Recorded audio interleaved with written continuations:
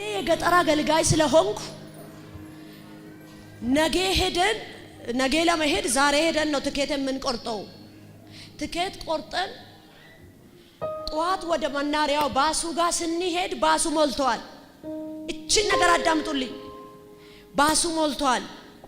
ትኬት የያዝነው ግን ቦታችን ስለተያዘ ዝናብ ውስጥ ቆመን ነው የምንጠብቀው። ከዛ 12 ሰዓት ሩብ ጉዳይ ሲሆን ረዳቱ ይመጣል።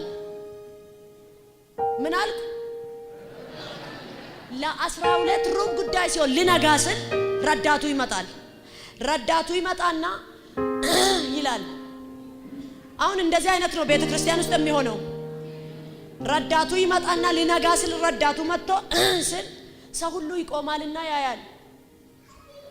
እንግዲህ ሻንጣ ይዘናል፣ ትኬት ቆርጠናል፣ ግን ቦታችን ተይዟል።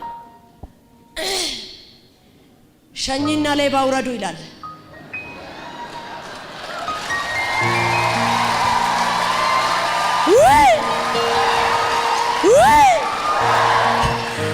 ከዛ ሁላችሁ እንላለን። ሸኝና ሌባ ውረዱ ስል በአንድ ቃል እኮ ነው። መኪና የሞላ የተጨናነቀ ባዶ ይሆናል። ማን ነው የሞላ? ሸኝና ሌባ። ቤተ ክርስቲያን ውስጥ የሞላ ሸኝና ሌባ ዘንድሮ ይወርዳል። የእግዚአብሔር ሰዎች ይቀጥላሉ።